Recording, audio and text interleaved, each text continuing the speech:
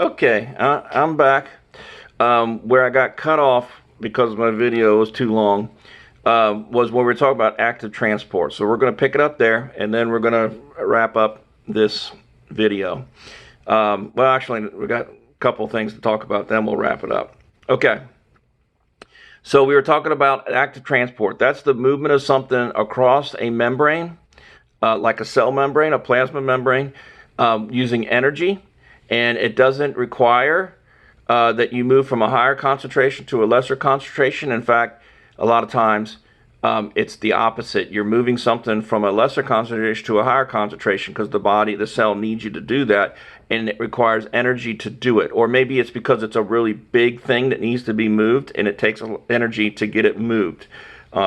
That's called active transport. That's the difference between active transport and diffusion.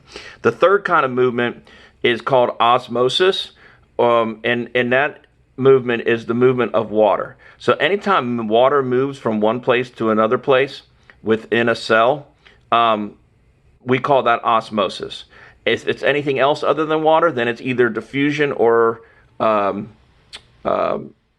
transport. But whenever it's involving water, it's osmosis. And osmosis always is more like diffusion in that it moves from a higher concentration to a lesser concentration, because you have more water outside the cell than you do inside the cell. The water will move from the outside to the inside. It always moves from a higher concentration to a less concentration. It's a lot like diffusion, doesn't require energy. The difference between diffusion and osmosis is a special word that's used just for the movement of water. Anything else, it's called diffusion. But if it's the movement of water, it's osmosis. So I want you to know the difference between those things. Okay, some terminology, some vocabulary you need to know. Endocytosis is the transporting of material larger than material in and out of the cell. There's different types of endocytosis. We have phagocytosis, pinocytosis, and exocytosis.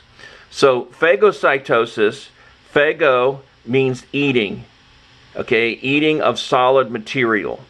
So anything that's solid and needs to be transported, either in or out of the cell, that's of solid material, it's called phagocytosis. A lot of times cells will eat, let's say a virus. It'll eat a virus, then make it into a vesicule, and then ship it out of the cell. That's phagocytosis because it's a solid material. Now, if it's a liquid material that needs to be shipped, we call that pinocytosis. Pino means drinking. So phagocytosis is eating material, solid material, to get rid of it. Pinocytosis, the drinking of liquid material in order to move it in or out of the cell. Make sure you know those two terms. Now, the third term is exocytosis. Exo means outside. So anything that's being eliminated outside of the cell is called exocytosis. So phagocytosis can be a form of exocytosis in that it's eating something solid and shipping it out. You could say it's phagocytosis and also exocytosis. If something is being eaten solid and is moving into the cell, it wouldn't be exocytosis anymore because it's not going outside, but it's coming inside.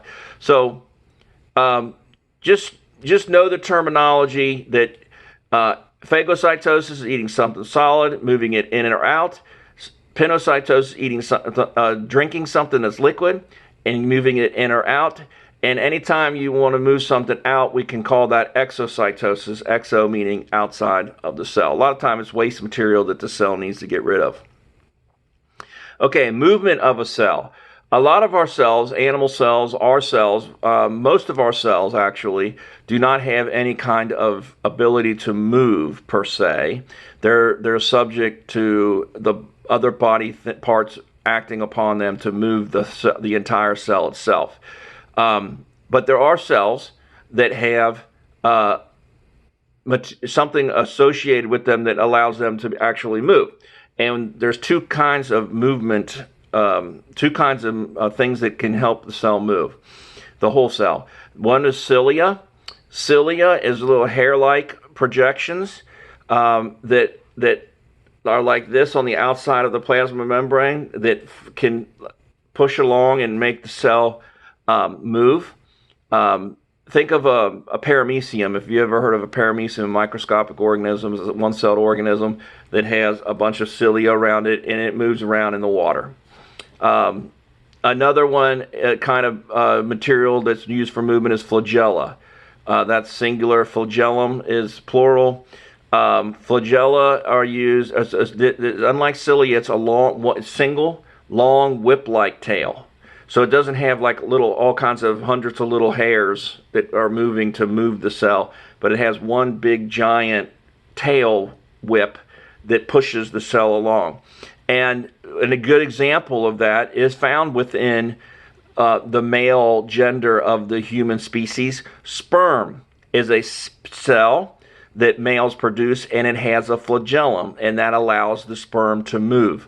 So matter of fact, that's the only cell in the human body that has either cilia or flagellum, and that's sperm cells. But there are other organisms that have cells that have different kinds of flagella or cilia to move around. Okay, the last section we're going to talk about is mitosis. It says in the notes mitosis and meiosis, but I reserve meiosis until the next lecture, which will be next week. Not this coming Friday, but the next week. But we're going to talk about mitosis now. Mitosis is the process of cells dividing in order to multiply.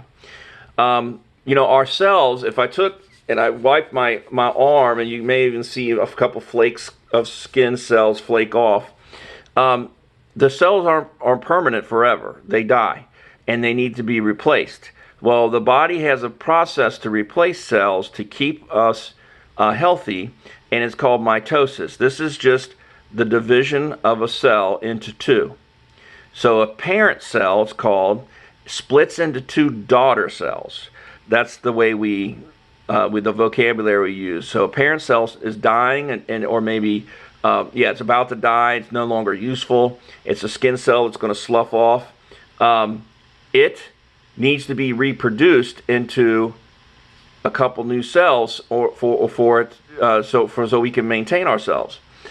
This process is called mitosis. It differs from meiosis, which is what we're going to learn about next week, in that it's just a replication of the cell. Meiosis is not the replication of the cell. Meiosis is cell division that occurs within our body to make reproductive cells. So in males it would be sperm, and females it would be eggs. They only contain half a set of chromosomes.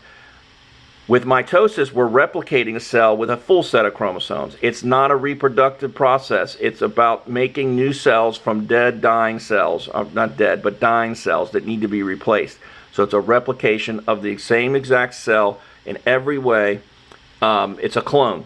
It has the same amount of DNA. Meiosis is a process that replicates cells to make a cell with half a set of chromosomes. Not mitosis. Mitosis, full set of chromosomes. So, for instance, human beings have a full set of chromosomes that's 46. When I go through mitosis, my skin cells go through mitosis, it's going to replicate a cell into making 46 chromosomes.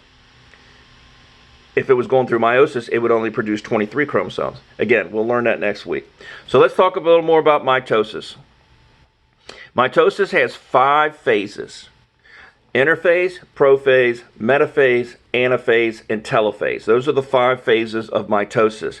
That's the process from start to end in replicating a cell from a parent cell to 2 daughter cells. Okay?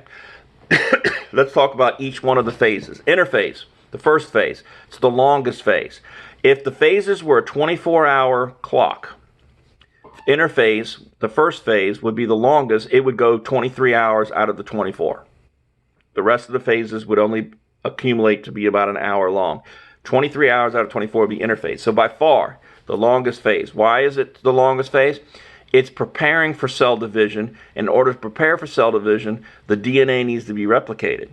And the DNA, there's 46 chromosomes or 46 strands of DNA, and there's a lot of information on those DNA strands. It needs to be perfectly replicated. A lot of, billions of codes need to be replicated. So that's why it takes so long. So interphase is the first phase. It's when the cell exists. The cell exists mostly in interphase through its life, because it takes so long to replicate the DNA. But that's the key point. The key point is the DNA is replicated in this phase. The next phase is prophase. What happens in prophase? Again, this is a much shorter phase, like the rest of the phases we're going to talk about, much shorter. But this is the phase where the DNA known as chromatin, another word for DNA, so we have chromosomes, DNA, now chromatin. Those are all the same thing, okay? Chromatin at this point are bundled into structures that we recognize as chromosomes. The copies are paired up and are joined together in the middle by a centromere, okay? Each chromosome that is paired together is known as a chromatid. The nuclear membrane, the nucleus is dismantled. A centriole is replicated, and each one migrates to the opposite end of the cell. Okay, what am I saying here? Okay, in interphase, remember the DNA has been replicated, meaning here's my one, let's say one of my chromosomes out of 46, it's replicated, now I have 2 of them. Okay, they're joined, these 2 are joined together, okay, in the center by a piece called a centromere. The centromere holds the 2 copies together, and they are all assembled in the middle of the cell. And then we have these centrioles, these 2 things that are made in the cell, and each one of the centrioles travel to the sides of the cell, and they're going to shoot out what microtubules, like a spider web. Spider-Man shoots his web. It's going to shoot a microtubule to attach to the centromere of each one of the chromosomes, and it's going to separate them in a later phase. It's going to separate them, and each one of those chromosomes that are joined together by the centromere, each one is called a chromatid. It separates the chromatids at the centromere by the centrioles pulling the chromatid away from the other chromatid. So what's prophase? It's the second phase. It's where centrioles are made. In summary, centrioles are made migrating towards each side of the cell. They begin to make these microtubules that are going to shoot out and attach to the centromere and pull the chromatids apart. That hasn't happened yet, but it's preparing for that, okay? That's prophase. What's the third phase? Metaphase. Metaphase is the phase where all these chromosomes, the 46 copies, so really 46 times 2, which is, 90-something, those are all lined up in the middle of the cell on what's called the equatorial plane. It's the middle of the cell. And they all line up getting ready to be attached by microtubules from the centrioles so they can be pulled apart. Why do they line up along the center? Because we don't want willy-nilly some chromosomes going over here and some going over there when they get pulled apart. We want everything orderly, lined up in the middle, so that each end, as they get pulled apart, this copy over here is the exact same copy that's over here being pulled apart. Okay? All right, so these microtubules that come out of the centrioles are attaching to the centromeres, pulling the 2 chromatids apart. They're all lined up in the center so that each side of the cell gets the same exact copy. Then we move on to the fourth phase, anaphase. Anaphase is when, excuse me, microtubules have attached to the centromere and pulled the chromatid apart, and they're migrating towards the centrioles that are on each end. Excuse me.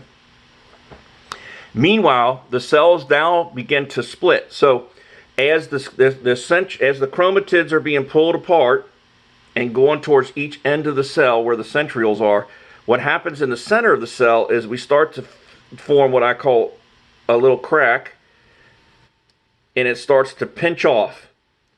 I call this the butt phase, because it looks like the crack of a butt being formed, and what it's ultimately going to do is pinch off and form 2 different cells. Okay, so at anaphase, the fourth phase, the microtubules have all shot out from the centrioles like a spider web, grabbed a chromatid from the centromere.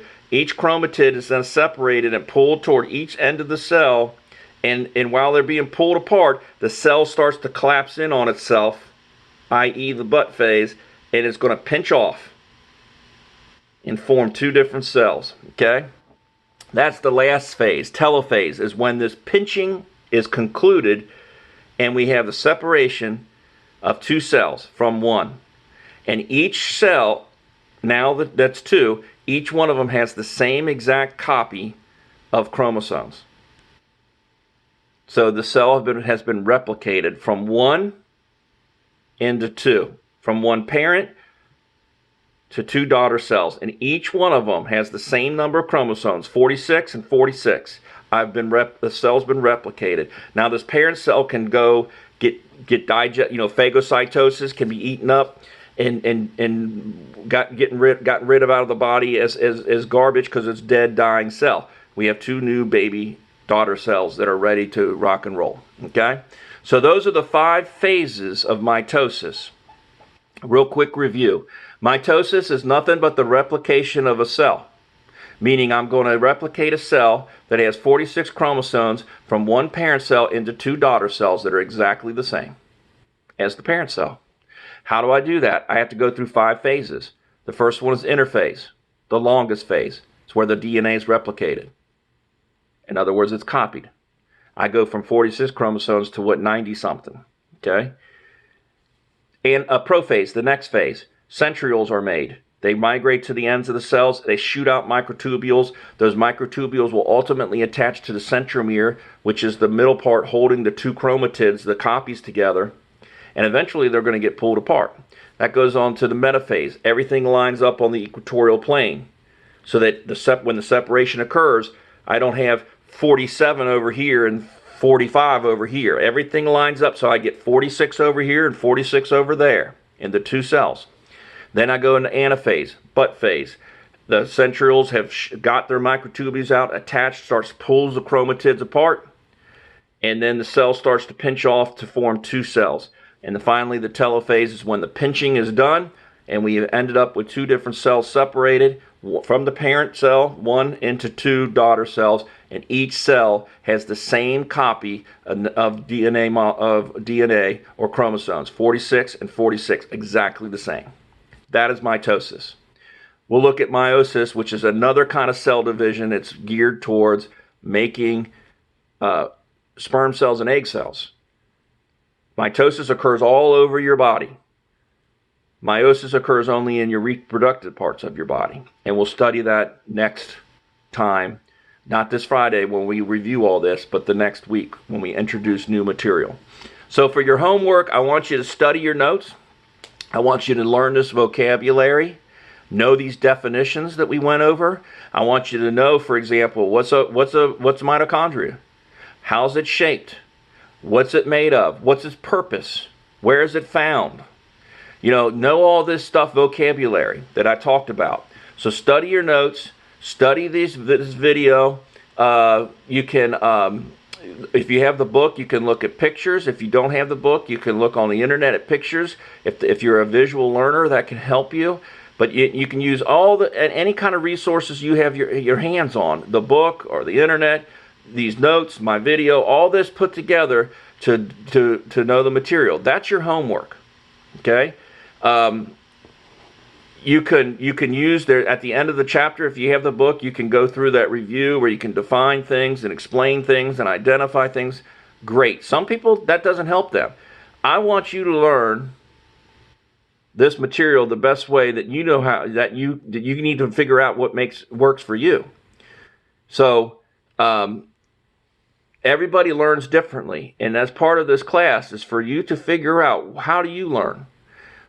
I'll give you a tip. For me, a lot of it was just repetition. I had to go over it over and over. Flashcards helped me. So I may write on one side of the flashcard metaphase, and on the other side, I describe what metaphase is. So then I can flip it back and forth as I memorize the vocabulary. So flashcards is, other people like to see pictures, study pictures. Other people don't need any of that. They just read. They like to read, and they retain information from reading it over and over and over again with repetition. You got to figure out what works for you, because you are different than me. And so I want you to figure that out. And if you don't do the homework, which is learn the material by figuring out a strategy that works for you, flashcards, videos, pictures, combination of all those things, whatever works for you. If you don't do that, when the first quiz comes, I'll find out right away if you put the time in and figured out what's working for you, because you won't do well. And then we'll have to have a talk and figure out what it is that you did and what you need to do to be successful. But time, memorization, it takes time, and memorization you need to figure out what helps you memorize this stuff. Is it flashcards? Which is a lot of times, I'm harping on flashcards because a lot of people benefit from flashcards. You may want to try that. What helps you memorize and retain this information in your head so that when I quiz you, or ultimately when you have your midterm exam, you can recall all this information. And I'll tell you another thing, and I'll spend some time talking about this on another day when I have more time with you. But you can't get too far behind in biology because this material is going to start piling up. I give you more and more vocabulary, more and more information, more and more. And if you don't keep up with it by learning it as we go, and you wait and you say, well, I'll study it later, it gets too much. There's too much material and you can't retain it all. You can't get it all in your head because you're not capable of assimilating all that information in such a short period of time. You have to do it as we go along.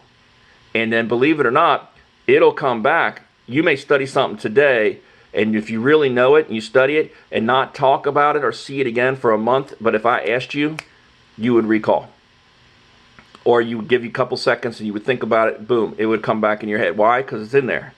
The only way it gets in there, though, is studying now. You can't wait till the end and then try to get all this material. And I've had a lot of students not believe me. And then they had trouble. So I would heed my advice. Study hard from the beginning. Start now. Because I'm telling you, within the next 6, 7, 8 weeks, you're going to get a ton of material. Let's just say by the end of the semester, you're going to have flashcards, if you do flashcards that are that thick of vocabulary. Hundreds of flashcards. You can't wait to the end to get that in your head. You got to start ahead of time. So we'll talk about it again, because a lot of people don't believe me, but I will try to drill it into your head so that you take me seriously and you start to study right away, and then it'll make your life a lot easier and you'll be successful. I've been doing this a long time. Trust me. Do what I say and you will be successful. Work hard. You will be successful. Don't take it seriously. Don't work hard and you will fail. Okay? So I hope you heed my advice. We'll talk about this on Friday when I'm back. We'll review it all. You can ask some questions. And then the next week we'll go on to, I think it's heredity, where we talk about meiosis, and we all talk about how we get brown eyes, how do we get brown hair, how do we get the way we look, our genetics. We'll talk about how things are inherited from our parents. That'll be in the next week. So thank you for your attention. I'm sorry I wasn't there on the first day of class, but I'm in Alaska, and I will be back on Friday, and then next week we'll finally meet in person. And I promise you another thing, we'll have a lot of fun in biology. We're going to have a lot of fun. As long as you work hard, we'll have a lot of fun. If you don't work hard, it becomes a little miserable because you're failing. But if you work hard, we are going to have fun. And I try to make it as fun as possible. It's hard to do that on the video, but I have lots of stories to tell you and lots of ways to teach you, and I guarantee you will have fun with me. Okay? All right, so you guys have a good rest of the next few days. I will see you on Friday via Zoom. Talk to you later. Thank you. Bye-bye.